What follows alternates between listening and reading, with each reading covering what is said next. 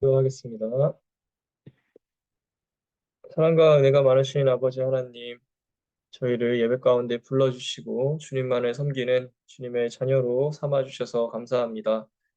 저희가 다른 것들을 의지하지 않고 주님에게만 의지하기 원합니다. 살아계신 아버지 하나님께서 늘 저희와 함께 하시고 저희 마음을 지키셔서 저희를 믿음 가운데 살게 하시고 또 주님을 향한 믿음이 매일매일 자라나게 하여 주시옵소서.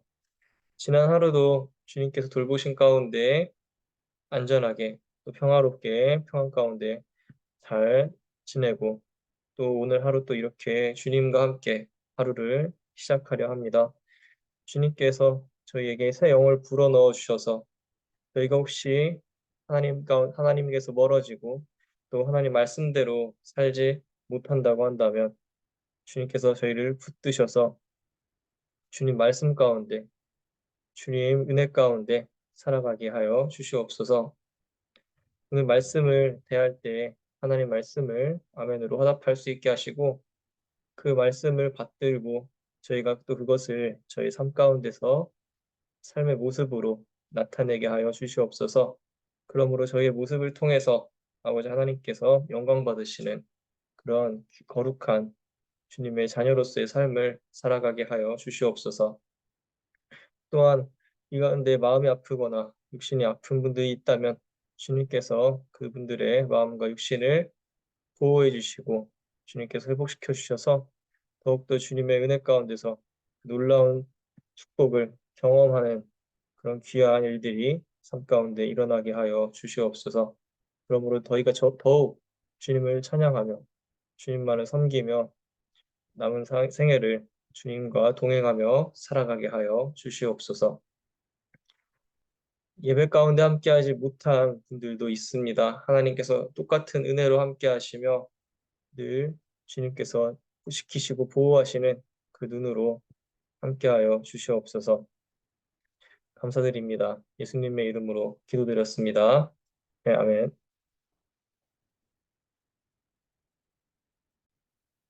오늘 말씀은 마태복음 26장 31절에서 42절까지의 말씀입니다. 제가 여러분들 위해서 읽을 때 여러분들도 마음속으로 함께 읽어주시면 감사하겠습니다. 그때 예수께서 제자들에게 말씀하셨다. 오늘 밤에 너희는 모두 나를 버릴 것이다. 성경에 기록하기를 내가 목자를 칠 것이니 양떼가 흩어질 것이다 하였다. 그러나 내가 살아난 뒤에 너희보다 먼저 갈릴리로 갈 것이다. 베드로가 예수께 말하였다. 비록 모든 사람이 다 주님을 버릴지라도 나는 절대로 버리지 않겠습니다. 예수께서 그에게 말씀하셨다. 내가 진정으로 내게 말한다. 오늘 밤에 닭이 울기 전에 내가 3번 나를 모른다고 할 것이다. 베드로가 예수께 말하였다. 주님과 함께 죽는 한이 있을지라도 절대로 주님을 모른다고 하지 않겠습니다. 그리고 다른 제자들도 모두 그렇게 말하였다. 그때 예수께서 제자들과 함께 겟세마네라고 하는 곳에 가서 그들에게 말씀하셨다. 내가 저기 가서 기도하는 동안에 너희는 여기 앉아 있어라. 그리고 베드로와 세베대의 두 아들을 데리고 가서 근심하며 괴로워하기 시작하셨다. 그때 예수께서 그들에게 말씀하셨다. 내 마음이 괴로워 죽을 지경이다. 너희는 여기에 머무르며 나와 함께 깨어 있어라. 예수께서는 조금 더 나아가서 얼굴을 땅에 대고 엎드려서 기도하셨다. 나의 아버지, 하실 수만 있으시면 이 잔을 내게서 지나가게 해 주십시오. 그러나 내 뜻대로 하지 마시고 아버지의 뜻대로 해 주십시오. 그리고 제자들에게 와서 보시니 그들은 자고 있었다. 그래서 베드로에게 말씀하셨다. 이렇게 너희는 1시간도 나와 함께 깨어 있을 수 없느냐? 시험에 빠지지 않도록 깨어서 기도하여라. 마음은 원하지만 육신이 약하구나. 예수께서 다시 두 번째로 가서 기도하셨다. 나의 아버지, 내가 마시지 않고서는 이 잔이 내게서 지나갈 수 없는 것이면 아버지의 뜻대로 해주십시오. 아멘.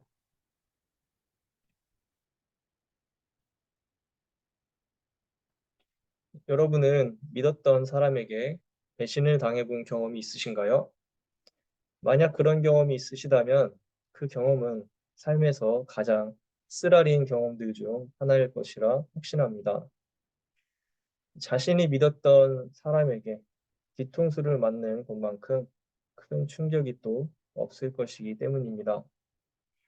역사적으로 많은 배신자들이 있었습니다. 동양에는 삼국지에 등장하는 동탁을 배신한 여포가 있었고, 서양에서는 율리우스 카이사르 황제를 배신한 친구 브루투스가 있습니다. 한국에서는 우리나라의 독립운동가들 사이에서 밀정을 하며 조국을 배신했던 인물들을 찾아볼 수 있습니다. 하지만 역사적으로 가장 유명한 배신의 아이콘을 꼽으라고 하면 아마 유다의 이름이 가장 먼저 나올 것입니다. 예수 그리스도를 은 30에 팔아 십자가에 매달리게 한 장본인이기 때문에 수세기 동안 서양의 기독교 문화에서 유다는 악마 그 자체로 묘사되어 왔습니다. 그런데 시대의 배신자들에게 배신당한 그 인물들과 예수님의 차이점이 있습니다. 일반적으로 다른 인물들이 자신이 배신당할 것을 잘 몰랐던 반면 예수님은 유다의 배반을 미리 아셨다는 것입니다.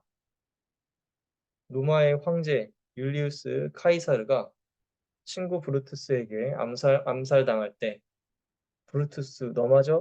하고 외쳤다는 이야기는 너무나 널리 알려져 있습니다. 그만큼 예상하지 못한 상태에서 당황스럽게 찾아오는 것이 배신의 순간이기 때문일 것입니다. 저 역시 일종의 배신을 당한 경험이 오래 있었습니다. 중고거래 사기를 당한 것인데요. 미국에 오기 전에 핸드폰을 바꾸기 위해서 인터넷에서 핸드폰을 거래하게 되었습니다. 굉장히 좋은 핸드폰이 싼 가격에 나와 있었습니다. 그래서 구매를 위해 판매자와 문자로 연락을 주고받았습니다. 판매자는 너무나 듣기 좋은 말로 친근하게 저에게 다가왔습니다. 판매하는 핸드폰 상태가 정말 좋다. 이름이 요한이신 걸 보니 프로게이머 이름이랑 비슷하시다. 이렇게 친근하게 대화를 하는 가운데 저에게는 '판매자를 믿어봐야겠다.' 하는 마음이 생기게 되었습니다.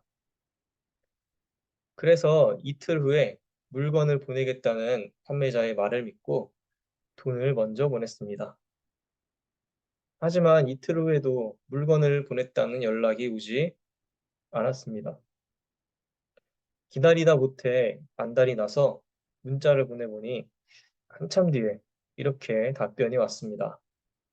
"물건은 곧 보내겠고 지금 연락하는 번호는 자신의 핸드폰을 바꿀 거라 번호를 삭제하겠다."는 것입니다. 그때 '아 내가 사기를 당했구나.' 하고 확신하게 되었고 마음이 무너져 내렸습니다. 적지 않은 금액이었기 때문에 금전적인 피해도 피해이지만 친근하게 대화하며 신뢰할 수 있겠다 여겼던 사람에게 배신당했다는 생각에 마음이 더욱 아팠습니다. 이러한 경험을 하고 나니 자신이 배신을 당할 것이라고 알고 계셨던 그 예수님의 마음은 얼마나 아프셨을까 생각이 들었습니다. 많은 사람들이 가룟 유다만 예수님을 배신한 것처럼 생각하지만 사실 예수님을 따랐던 모든 제자들이 예수님을 배신했다는 것을 성경을 보면 알 수 있습니다. 오늘 읽은 마태복음 26장은 예수님을 배신한 제자들의 모습들을 우리에게 낱낱이 보여줍니다. 예수님이 가장 신뢰한다고 여기는 베드로와 요한과 야고보는 예수님과 기도하러 산에 가서 1시간도 예수님과 함께 기도하지 못하고 잠을 자며 예수님의 기대를 저버렸습니다. 또한 예수님은 자신은 절대로 배신하지 않겠다고 장담하던 베드로마저 닭이 울기 전에 예수님을 3번이나 부인할 것이라고 예고하셨습니다. 56절의 말씀은 예수님이 붙잡히시자 예수님 곁에 남아있는 제자가 한 명도 없었다고 기록합니다. 사실상 예수님 곁에 있던 모든 사람들이 예수님을 배반한 것이나 마찬가지였습니다. 개인적으로 배신의 경험을 당해본 뒤에 이 말씀을 다시 보니 예수님의 마음이 얼마나 아프셨을지 더 공감하며 생각해 보게 되었습니다. 심지어 자신과 늘 함께 다니며 제자로 불렸던 사람들에게 배신을 당한다는 것이 얼마나 큰 고통이었을까 묵상해 보았습니다. 그러면서 왜 예수님께서 겟세마네 동산에서 땀이 피가 되도록 기도하셨는지, 왜 이 잔을 내게서 지나가게 해주소서 하고 기도하셨는지 이유를 알 것 같았습니다. 아마도 예수님은 우리를 위해 십자가를 지시는 것이 두려워서 기도하신 것이라기보단 자신을 배신할 제자들을 위해 기도하셨을 것이라는 생각이 들었습니다. 왜냐하면 예수님께서는 계속해서 자신이 죽고 부활할 것을 예고하셨기 때문입니다. 그러므로 오히려 예수님을 마음 아프게 했던 것은 십자가가 아니라 제자들이었을지도 모릅니다. 예수님은 그들이 자신을 배신할 것을 알고 계셨기 때문에 그 마음의 아픔과 고통의 잔을 지나가게 해달라고 그렇게 기도하시지는 않았을까 생각해 보게 되었습니다. 하지만 예수님은 우리를 배신하지 않으셨습니다. 이 잔을 내게서 떠나게 해달라고 기도하시는 그 고통 가운데서도 우리를 향한 사랑은 결코 변하지 않으신 것입니다. 예수님은 아버지의 뜻대로 하소서라고 기도하시며 하나님의 뜻에 순종하셨습니다. 그리고 제자들의 배신을 기꺼이 받아들이셨습니다. 그렇게 인류를 구원할 대속물로서 자신을 십자가의 희생제물로 기꺼이 내어주는 변치 않는 사랑의 길을 실천하셨습니다. 그리고 결국 최후에 승리하셨습니다. 다시 부활하심으로써 사망의 권세를 이기시며 예수 그리스도께서 하나님의 아들이라는 우리의 기대를 저버리지 않으신 것입니다. 우리를 죄에서 구원하시고 하나님의 자녀가 되게 하실 메시아라는 기대를 저버리지 않으셨습니다. 그러므로 자신을 배신했던 제자들을 용서하고 품어주시고 그들을 주님의 가장 위대한 일꾼들로 변화시키셨습니다. 사랑하는 성도 여러분, 세상 모든 것은 나를 배신할지 몰라도 예수 그리스도는 우리를 배신하지 않으신다는 사실을 믿으시길 바랍니다. 내가 지금 의지하는 것이 무엇인지 살펴보시기 바랍니다. 예수님의 제자들처럼 나와 가까운 사람도 세상도 우리에게 확신을 주지 못할 때가 있습니다. 지금 내가 가장 의지하는 그것이 물질일 수도, 명예일 수도, 혹은 사람일 수도 있습니다. 하지만 오늘 말씀은 단호하게 말합니다. 돈도, 명예도, 사람도 우리에게 영원한 믿음을 줄 수 있는 것이 아니다. 은 30을 예수님보다 더 의지한 유다는 돈을 의지했지만 결국 그 돈으로 말미암아 죽게 되었습니다. 자신은 누구보다 예수님 곁에서 예수님의 오른팔이 되겠다고 맹세한 베드로는 예수님의 가장 가까운 제자로서의 명예를 자랑했지만 결국 예수님을 3번이나 부인했습니다. 이렇듯 세상을 의지했던 예수님의 제자들은 모두가 그렇게 예수님을 떠나갔습니다. 하지만 아버지의 뜻대로 하소서 기도했던 예수님은 하나님 아버지를 의지했습니다.